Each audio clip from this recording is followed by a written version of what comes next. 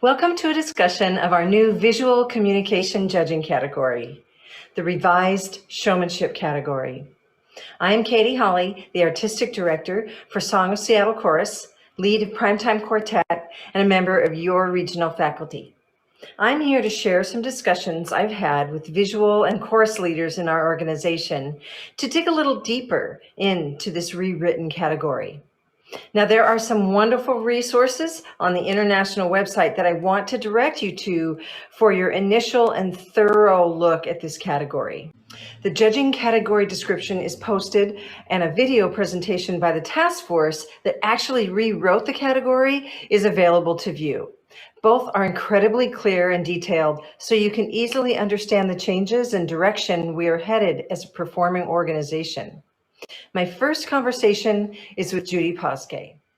Judy is our local star, friend, and resource. She's an international queen of harmony with Frenzy Quartet, a member of the Sweet Adelines International faculty, and serves as a showmanship, now visual communication judge for our competitions.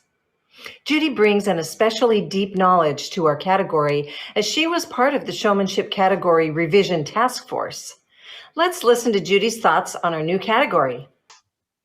Well, Judy, thank you so much for being with us today and answering some questions, doing a little interview about the visual communication category. I just think it's a wonderful step in the right direction, and I really appreciate that you, as one of the creators and authors on the team, are willing to share some of your thoughts with how this is all going to go. So I just have a couple of questions in this little bit of time. First one really is that I heard in the introductory video that sort of described the overview of the entire thing, that you really were thinking about clarifying and updating the showmanship category into this now visual communication category. So can you speak to that a little bit? I started thinking that this was just sort of an evolution. So I wonder what your view of the evolution is. Sure. Thanks for having me, first of all, Katy. So the name change and the category change, it was brought about by first of all, the task force was asked to take a look at the showmanship category. And part of the motivation for that, I think, was what appeared to be a lot of misunderstanding, I think, out in our Sweet Adeline community at large as to what showmanship judges were rewarding and why it was being rewarded. So there was a lot of, to be blunt, chatter on social media about comments about unity and requiring us each to be clones of each other, and everybody needs to wear red lipstick, and that's what was really important. So it became evident that perhaps we needed to clarify what is actually important, and through that exercise we revisited a lot of the concepts and ideas and came back to the idea that really, truly, what hasn't changed is that it's about how we perform for the audience and how we're able to get across to the audience the music and how we can do that visually. So that was really the big motivation, to clarify and also to make sure that it was inclusive for the entire Sweet Adeline world, so that everybody could feel that they could in fact do this. They can bring themselves to the stage. That was really, truly a big part of it as well. And it was helpful having, Anna Rosenberg on the task force. She's Swedish, and she shared with us that the word showmanship didn't speak to her. She's, as an international member of this organization, that word doesn't speak to her and to her language, her native language. So, if we're really truly going to be inclusive and be an international organization, we have to be mindful of the words that we use. So we hoped that changing the name to visual communication would be clear and also create room for us to continue to evolve the art form. So that was sort of what was behind it all.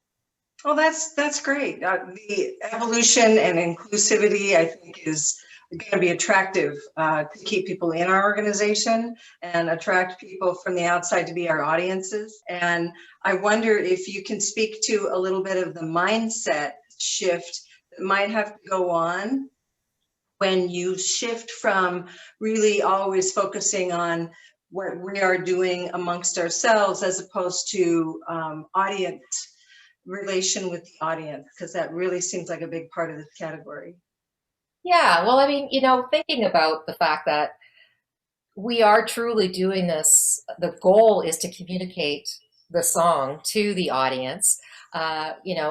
This happens in any genre, any type. If you go to the opera or you go to musical theater or you go to a barbershop show, I mean, ideally, the audience is going to be entertained. The audience will feel like the performer's there for them. So we seem to have this disconnect when it comes to competition, that somehow this has become all about, as you say, perfection. And it becomes less about having that authentic, genuine performance for the benefit of the audience and allowing that accessibility of the performance for the audience. So yeah, that shift in mindset, we're still going to competition. We're still getting judged and given written commentary and scores, but hopefully it's viewed as being commentary and a score based on how successful you were as a performer or your ensemble was in creating that connection and having that entertaining experience for the audience. Because again, I think it also is a question of where you are at as far as a level goes. Generally speaking, when we are so focused on technique and getting it right, that if that's the mindset we have, then that is what we're going to see and hear in the audience, right? So shifting the mindset is a big part of it. We need to have the skill, we need to have the technique so that the audience will have a product that will be enjoyable. But we also need to get over ourselves and remember that ultimately we're doing this to have fun, and that needs to be what comes across for the audience. Right. Oh, that's great. And have you had, just quickly, a real sense of communal buy-in from the judging community within Sweet Adelines, that this is a great way to go? Yeah, I think so. I mean, it was interesting because, of course, we haven't been together, and we haven't been getting together to judge. So we've had a couple of Zoom sessions, and the showmanship judges were, brought in on a Zoom session as well, and we shared a new category with everybody. And we honestly didn't know how it was going to be received, and it was overwhelmingly very positively received by the judges in our category. Good. I think it will be embraced, and everybody is going to be, learning how to put our heads around the elements and how they've changed. Also, one of the biggest changes for us as judges is that we have done away with the weighting system. So what this means is that under the showmanship category, each song is worth 100 points, and for that 100 points, 70 points of that was meant to be going towards the actual execution of a plan, right? The performance of it. And then 30 was to go towards the preparation, the plan itself, right? So everything you do before hitting stage. And so that weighting, for me personally, it's not like I sat there and thought, I really think I'm going to give them 20 points for their hair, makeup, and their costume. I mean, it just didn't work that way, at least from my perspective. Right. So, it's we as an audience take in a performance in more of a global way, we don't necessarily pick it apart. So Right. it makes sense for us to get rid of that weighting system and just take the 100 points and, reward how impactful it was on the audience and how much of the actual message and song came out to the audience. It's now 100% per song. Is there ideas for us as performers and as groups to bring us in to the new mindset with more grace and open minds than what this might be fearful for some? Oh, for sure. Well, change is always potentially a scary thing, right? Yeah. But if we feel fear around this, it's kind of good because it's causing us to maybe go outside our comfort zones a little bit, and that's always the opportunity for growth. So this is a wonderful time for all of us to put ourselves out there maybe a little bit and trust a little bit more in ourselves, in our abilities, trust more in our ensembles, whether it's quartet or chorus, and with our leadership to also look at different ways of maybe trying to, tackle the beast that is performance. We're yes, again, it's always that struggle of technique versus getting beyond the technique, right? We need to have that technique there, definitely, and work towards that. But my biggest tip would be as soon as possible in the process that we can start to integrate, so that it's not, if we can do away with the separate silos of, okay, we're going to work the plan and work the music, and then now we're going to work on the performance aspect of it, right? I mean, as long as we continue to compartmentalize like that, we're not doing ourselves any favors, right? And that was true under the former category as well, quite frankly. But I think that now it's, having done away with the waiting from the judging community, hopefully that's clear message to everybody that what we're valuing is how you put together a plan, how you get everybody on the same page, and how you can then present that to an audience. So if you can start integrating sooner in the process, all the better. And also, right now with Zoom and our inability to be together in person and rehearsing, I think this is a great time for us to really start to take more pay more attention to what we're doing when we're rehearsing, as far as increasing awareness of how we are connecting with the music. If the idea is for us to have this connection as performers to what we're singing, sometimes people say, well, I was told to do, X, Y, Z. Well, yeah, but yes, you need to do that, but how can you connect it and make that your own? So that I encourage everybody now to start thinking about wrapping their minds and their hearts around the idea of, we're going to be given a plan, we're going to be given a song, right? And it's our job as performers to take responsibility to bring ourselves to that in the context of the plan. I love it. It sounds like fun. Before you go, I've got one little getting to know you exercise. It's a rapid fire question period. It won't hurt too bad. These are questions that are related to most of things that we can all relate to. So are you ready? I think so. Okay, great. For you, what is your favorite chorus riser placement? Why?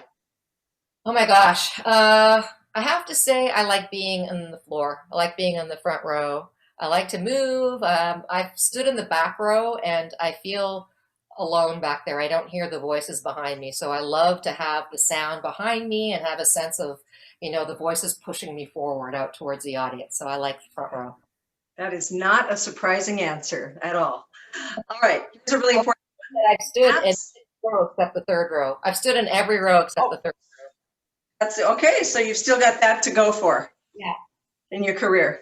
Fingers crossed. Yes. Okay. Naps. Naps. On contest day. Helpful or wake up cranky? I don't do it. I just say no to naps. I've No never naps. Okay. Flats or heels? Flats. Flats. Favorite season of the year and why? I think fall. I've always been a fan of fall. Changing of the seasons, starting to get cooler. The leaves changing color. Just like it. And favorite time of day? Usually late at night, because that's when I'm most awake. Yeah. Definitely not. A lot of us, I think, those of us that stay up and tag might have that answer, right? And then your favorite plant or flower? I'm a fan of tulips, actually. Almost tulip season. Exactly, but it's kind of opposite of the season. You would think I would think spring, but I do like the tulip. I'm a fan of the tulip. Yeah, that's awesome. Well, Connor. Oh, that's a beautiful place to go, isn't it? The Tulip Festival. I've heard about it for years, so maybe one day. That and the third row. Yes, we've got that to go for. Well, Judy, thank you so much for your time. It's just really great to see your face and share with the region what you're thinking on this new topic. And I'm sure that we will be seeing you in person very soon. I sure hope so. Thanks, Katie. Stay happy and healthy, everybody. Yes, thank you. Next, let's hear from Sue Beck. Sue is a treasure to our region. She has been in multiple quartets and traveled to numerous international contests, both as a quartet member and chorus member. Sue is co-founder of two of our region's choruses, Pacific Sound and Voices Northwest, and she has shared her directing, coaching, and performing skills in many venues. On the international level, Sue has been on international board, international faculty, served as a showmanship judge, and brought her talent to numerous international task forces. As a recipient of our region's Heart of the Northwest Award, Sue's dry wit and warm smile is always a welcome addition to any gathering. Here she is.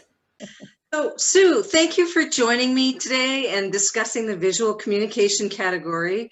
Really, I just want to get your take as a former showmanship judge, many years over, and educational faculty and international faculty. I want to know what you think the whole premise might be and where we might be headed with this new category. Well, I love the term visual communication to start with, because that is exactly what this is.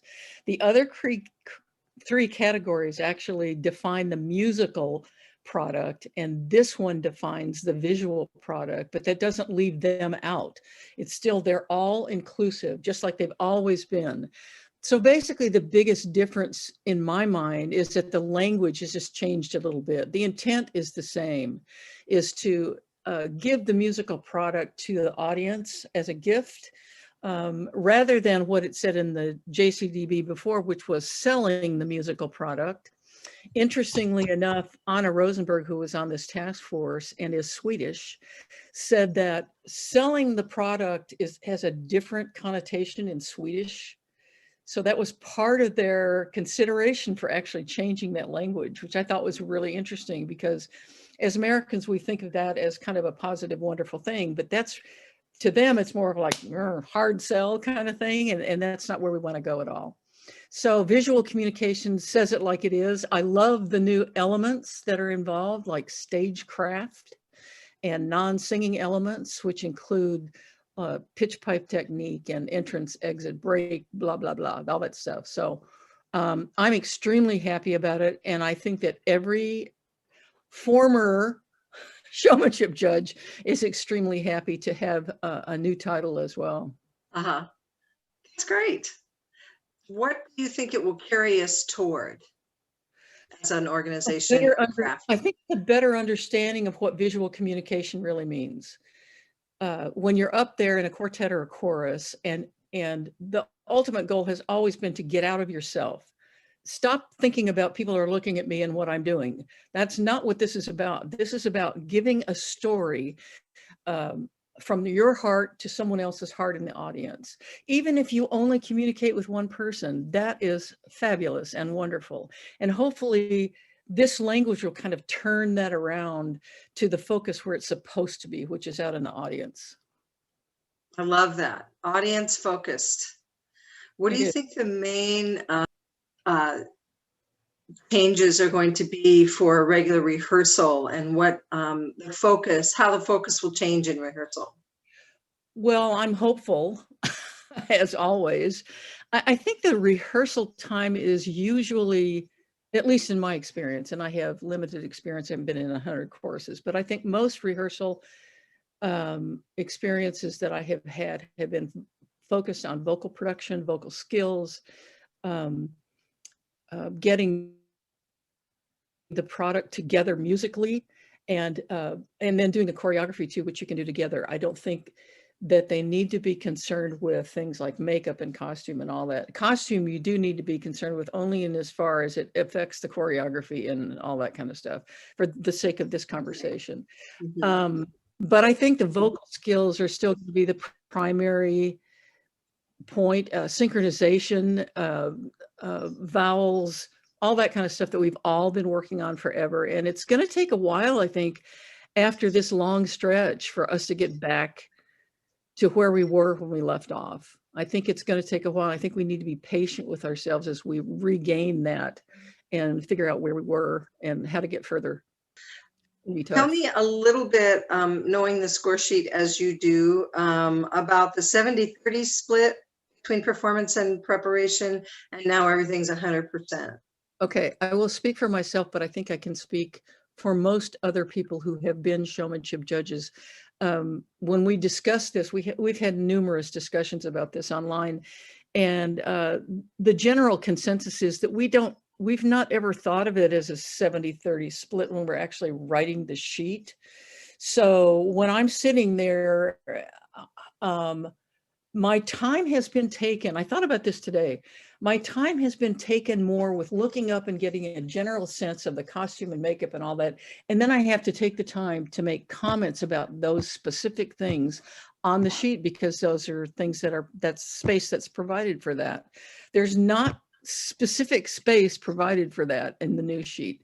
So what you have to do is look at it in a more holistic manner. And unless there's something that's really screwy about what's going on, I seriously doubt that people are going to see as many comments about costume or makeup or the plan for choreography than as they did before. And that might be a little bit of a shakeup to begin with. But I think as the understanding increases about what this new category is all about, what this new title to the category is all about, and the purpose is the audience focused presentation, then I think that will make it clear for them what the important parts are. And it also will remove a whole lot of stress from costume chairman, for one thing, because, you know, right. Oh my gosh, costuming 50 people is no easy task for anyone. But so I think the emphasis is slightly skewed in the right direction. So it's more about characterization and physical expression and vocal skills and all of the stuff that really make a performance sing, if you will. Can you talk a little bit about authenticity and how it enters in the importance in this new writing? In my mind, the quartet contest and the chorus contest are different because they open differently. So generally speaking, quartets walk out on the stage and you can get a sense of who they are by the fact how they walk onto the stage. And therein lies the authenticity for me. I can usually tell, and I think most judges can tell, whatever category it is, when a quartet walks out on stage, what level they're going to be singing. Not always, but it's a good key. You kind of know the level of confidence and stage presence and confidence they have about what they're doing. How comfortable are they on the stage? All of that plays in. With the chorus, it's a little bit more difficult because they have a person standing out in front of them, and there may be a curtain that goes up or lights that go on, and so the approach to this is a little bit different. They have to show, in my opinion, my humble opinion, a chorus has to show a lot more energy while standing when the curtain is opening than a quartet does when walking in, when they're expending some energy. So it's a little bit different approach for both. Now I forgot your original question. Authenticity. Oh, authenticity. It starts at the edge and ends at the other edge. You have to be convinced of the story you're telling and able to tell it to someone else, and not just in a mirror. I mean, I think that's helpful so you know what you look like when you're doing it. But I think if you can sing a song to someone else and really get inside their heads with the song that you're singing, this message that you're giving them, you'll have a better sense of how authentic this message is. The challenge comes in then from individual to individual to individual, because unity is always going to be an important part of this art form, regardless of the category. And unity plays a part here too, because while each of us may have a bit of a different interpretation of what this song means to them, somehow we have to bring our faces and our minds and our heads and our emotions together to try and tell a unified story to the audience that's out there waiting for it. So that would lead me back to knowing which music to select, what's most appropriate for you, what can you present the best, and get a message across to the audience the best. That would be truly heartfelt. That's why love songs are so predominant in this art form, I think, is because everybody has experienced love in one form and another, and they can relate to that. So, Right. and a fun uptune is kind of the same thing. You can get into the rhythm of it and it takes care of itself. So authenticity in both of those ways, emotionally and the intent of the song. The intent of the song is probably way up there. So the story, and really leading with maybe what story you're trying to tell, and what your chorus is good at, what they resonate with emotionally anyway, because each chorus or quartet kind of has a personality. Exactly. Everyone, yes, that's exactly true. We're going to get to a part where we try to get to know you a little bit more by doing a few rapid fire questions.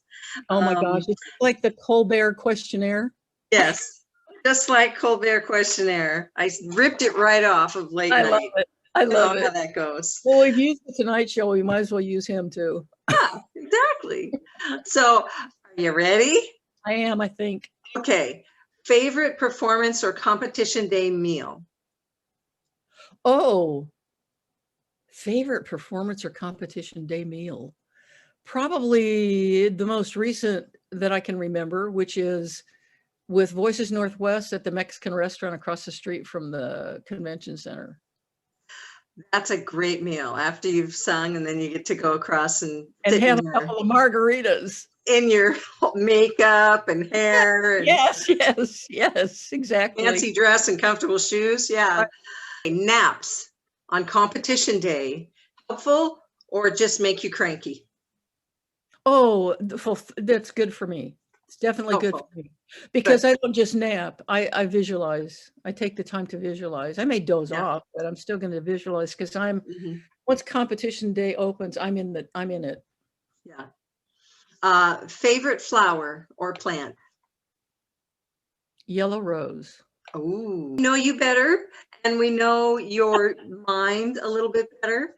So thank you for sharing this part of you with us and helping us understand this category. I really appreciate it. Absolutely a pleasure. Always good to talk to you. There was a lot of good information in those discussions. Now, personally, I noticed when I was looking at the two score sheets, previously the 70-30 split actually included two elements on both sides, and it had to do with how you moved around stage: entrance, break, and exit, and choreography.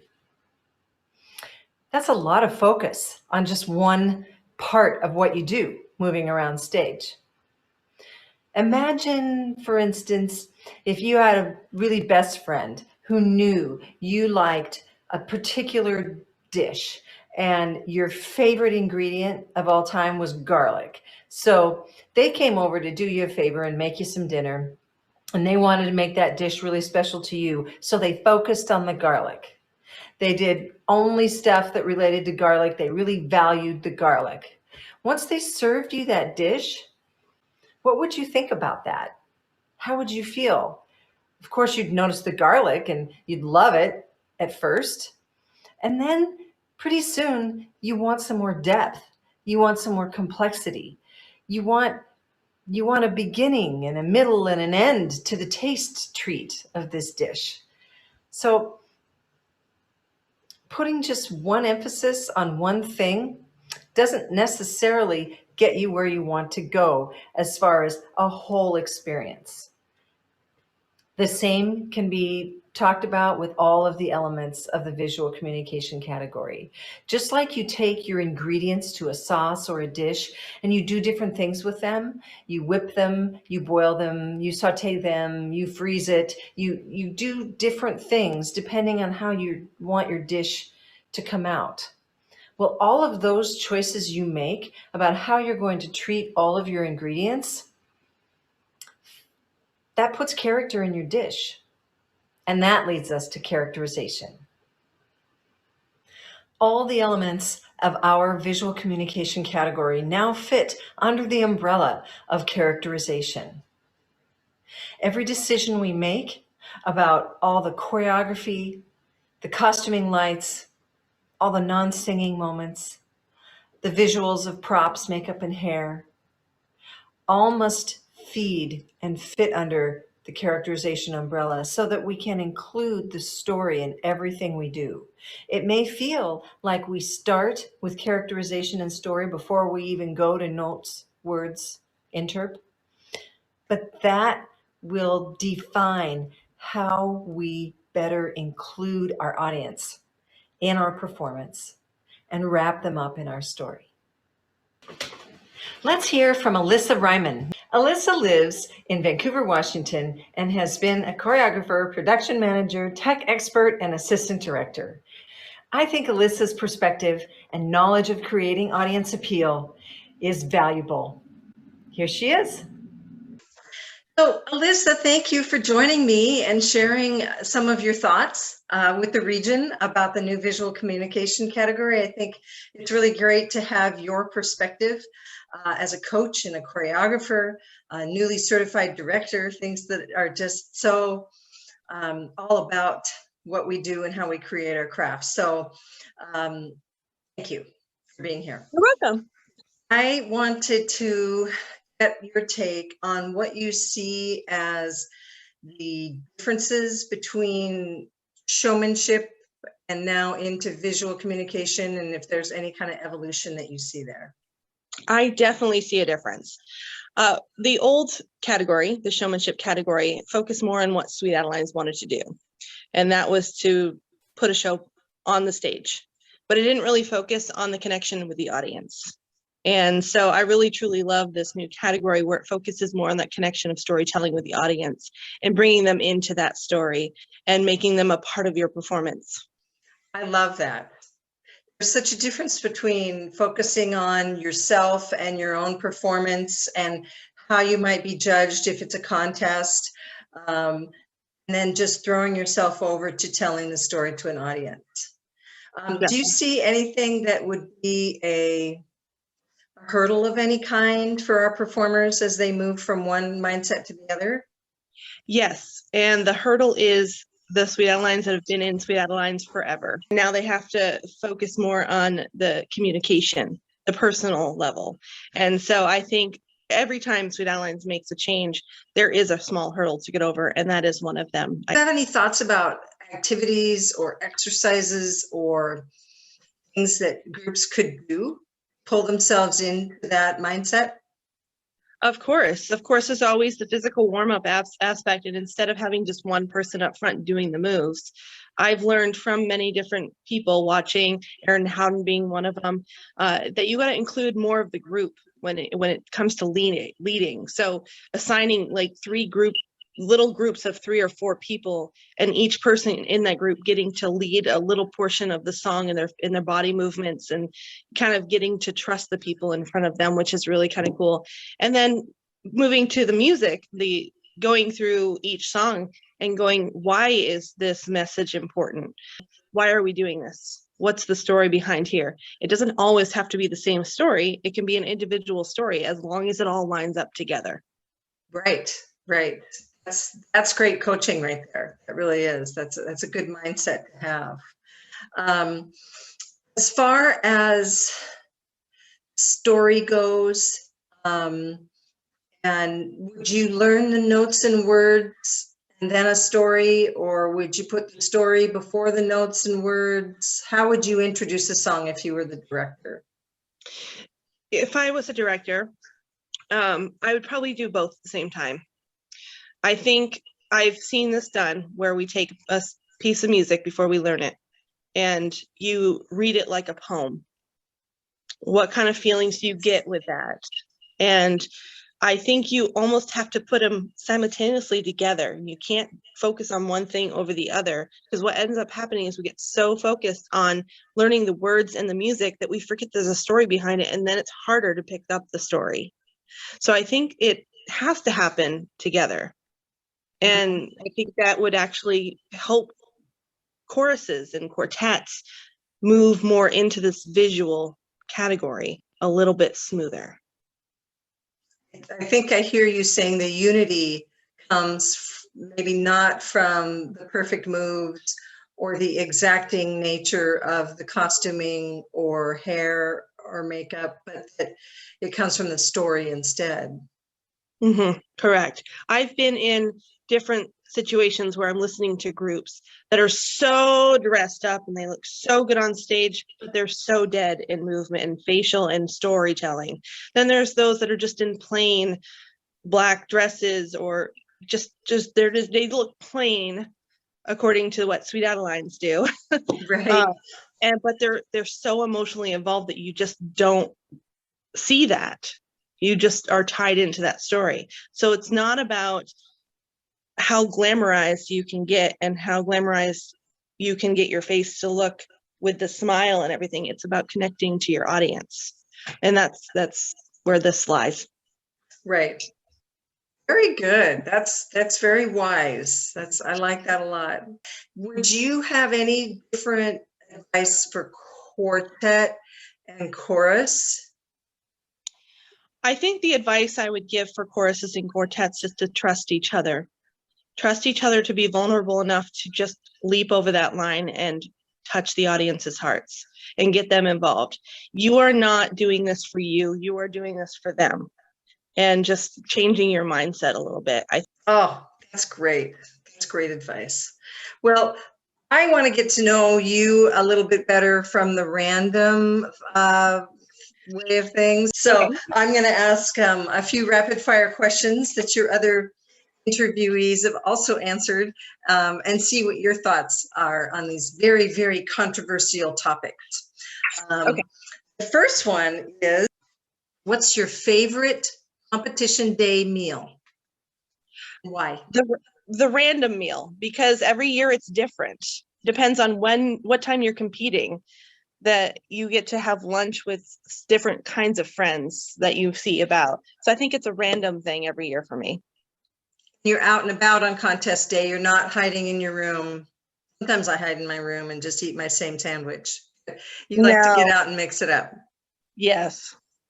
Very nice. Awesome. Get that flow, that juice of friendship going. Flats or heels? Flats. Flats. And favorite chorus riser placement for you, and why? Front row, because I can move. Because you need more elbow room, or you just like the energy? I like the energy that feeds from behind me. Mm-hmm. Favorite season and why? Ooh, that's a hard one for me because I like all the seasons. Growing up in Maine, my favorite season was fall because I liked all the leaves and colors and everything. But yeah. Really want to go. I've never been. It's beautiful. But out here, I really love just as it's going into summer when the allergy stuff kind of settles down. It's super pretty and it's not too hot. It's just the perfect temperature. Mm-hmm. And the bugs, they stay small. Don't get really big up in the Northwest, like the parts of the country. Get really big bugs. Yeah. Favorite time of day? Evening. I'm a night owl through and through. I think I can attest to that, actually. And what's this other one? Oh, that's right. Naps on contest day. No. Important, useful, or no way, I'll just wake up cranky? Not important for me. Important for other people, but I am not a napper. That's why every quartet needs 2 rooms. But I'm also quiet and allow others to take their naps. So. Oh, awesome. Well, thank you, Alyssa. It's very, very good to, again, let everybody get to know you and to get your input and take on the new category. I really appreciate your time. Thank you. Thank you, Katie. That was some great food for thought from Alyssa. Our next conversation is with Paula Davis. Paula is a gemstone of knowledge, talent, and heart who arrived in our region a little over 5 years ago to direct Song of Seattle. She's a past international president, current member of the International Board. She serves as expression judge and is the current judge specialist moderator for the Judge Specialist Committee.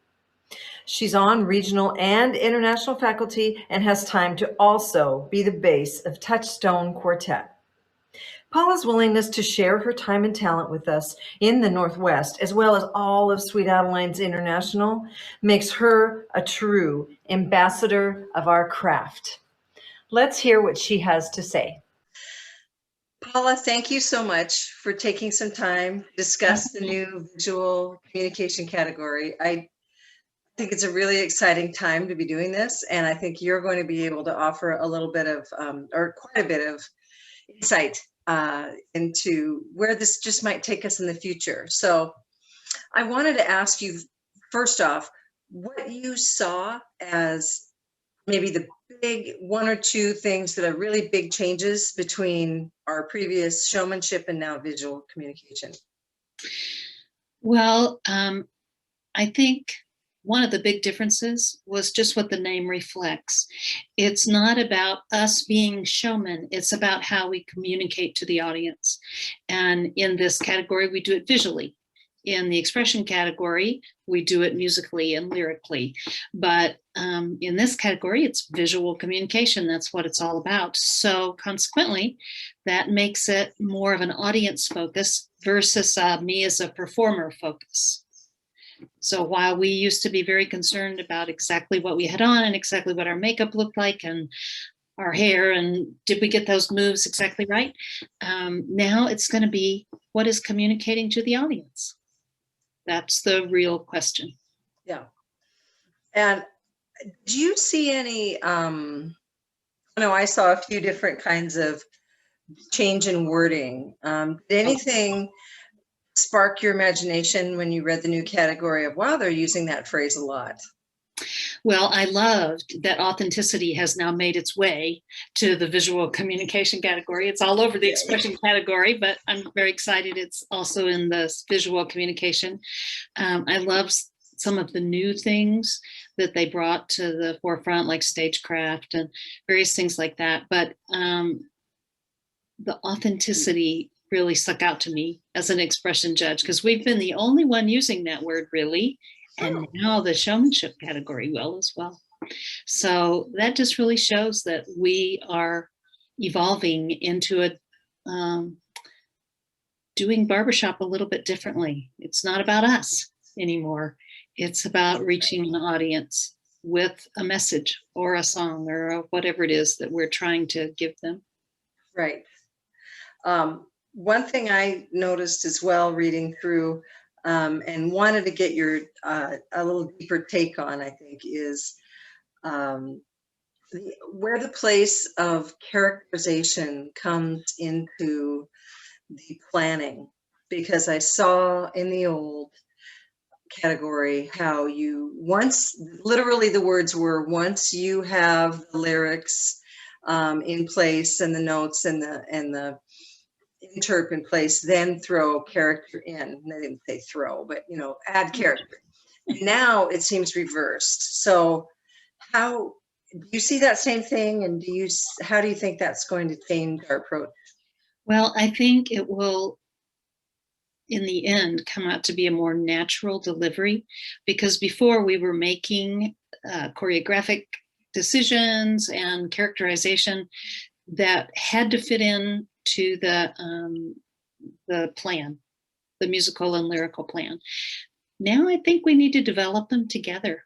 There needs to be conversations, because that characterization will affect the breath plan or the forward motion or all of that stuff. And so the way that'll affect the musical delivery, and the musical delivery affects the character. So they have to be done together, I think, to be really an authentic delivery of the message. I really hope that this new category rewrite, and maybe even because of what we've experienced in COVID, that we shift our focus a little bit. Competition is something that we do. It helps us know how to grow. But I think for most of us, what we really want is an audience. Now, it might be a regional audience, or it might be some other community audiences or whatever it might be.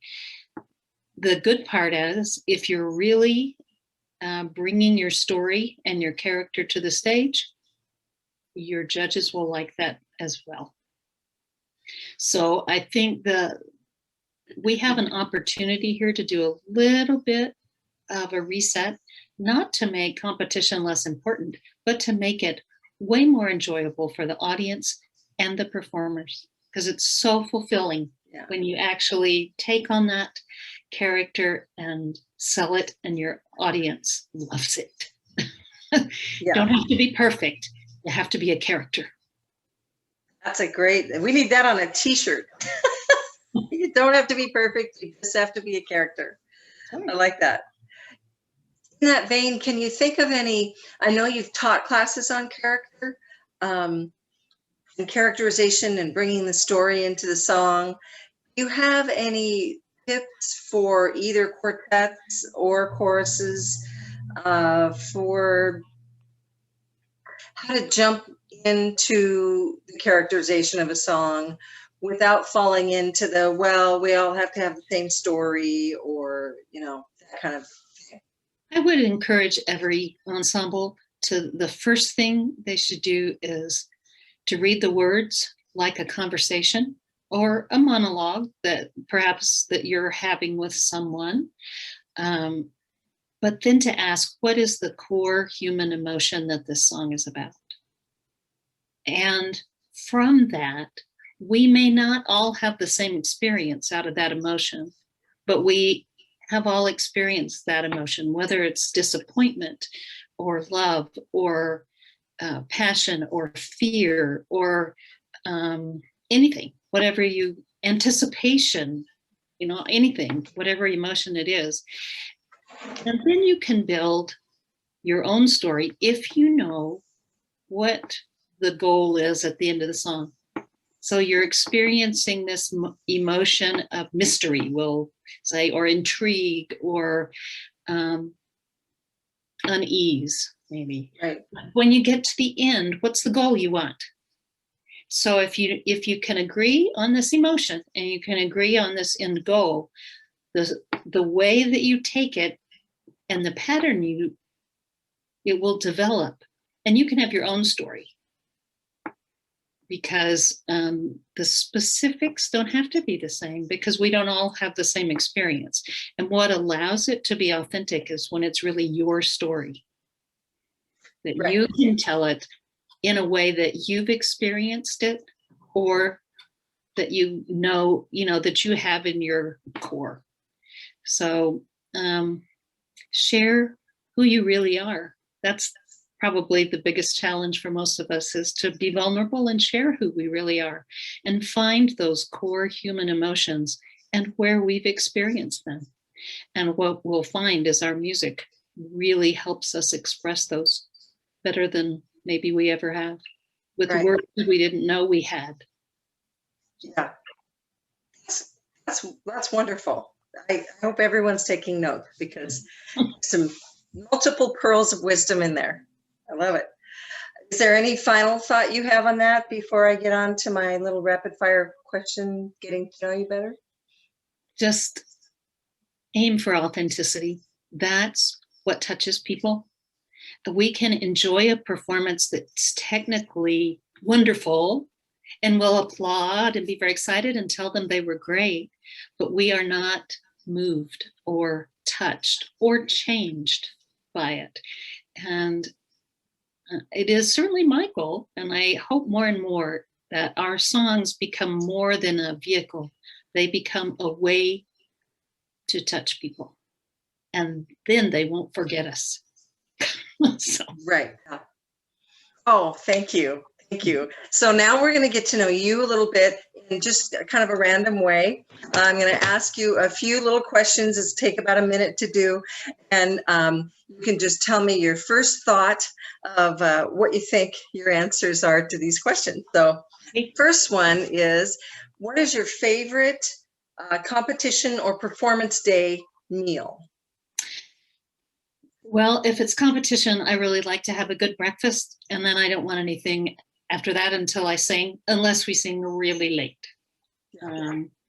But I like to go a good number of hours without eating before I sing. So You get some good protein in the morning and then just kind of let it ride. I make sure I eat a good dinner the night before with protein, and then have a breakfast with, some protein and what I need there. But then water's good. Yeah. Oh, good. Favorite riser placement for you when you're in the chorus, and why? Middle with as a base now, somewhere in the middle. I like the first riser row or the first row, but I'll go anywhere in the middle as long as I love a good tenor right in the center middle, that clear tone comes right across and so easy to tune to. So that's my favorite. Awesome. That's good to know. Flats or heels? These days it's flats. After I broke both feet, flats mainly. Favorite season and why? Do you know when I lived in Texas, it was fall, because the heat was so oppressive to me. But since we moved away from Texas, I really think my favorite is spring. Watching that new life come out again and seeing the green and the little flowers. Yeah. Well, speaking of that, what is your favorite flower or plant? I love irises and tulips. Oh, so pretty. So pretty.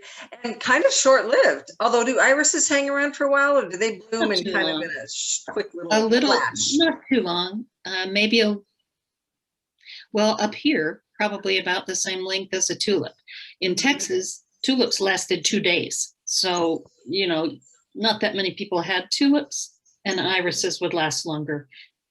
So they last a pretty long time up here because the weather's not so hot. Right.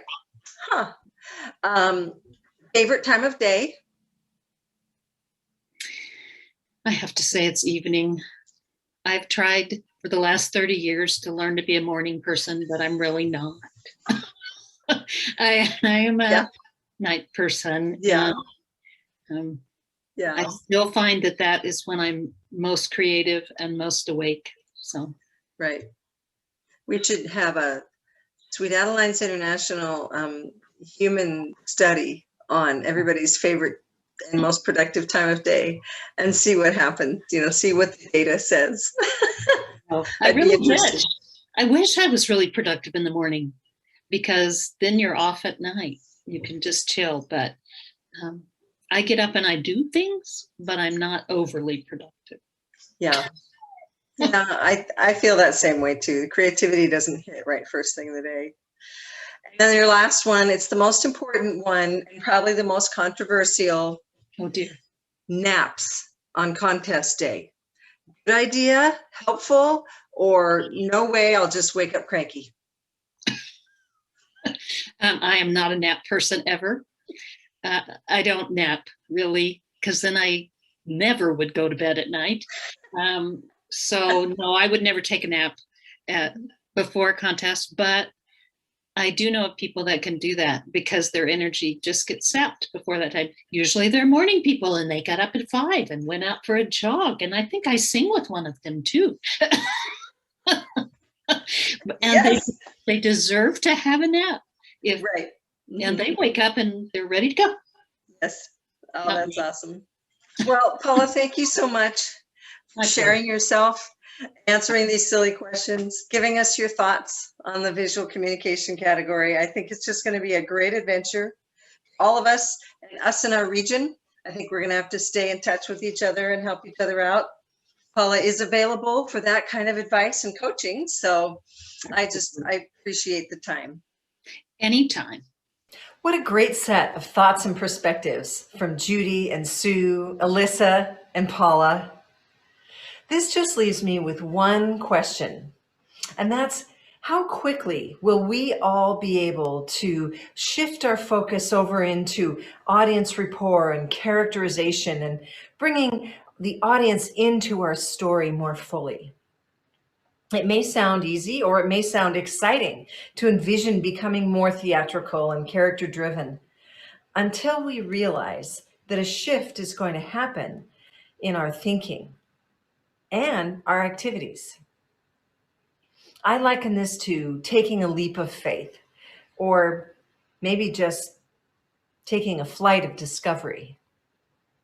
This flight of discovery happens between two locations: performance plateau and authenticity.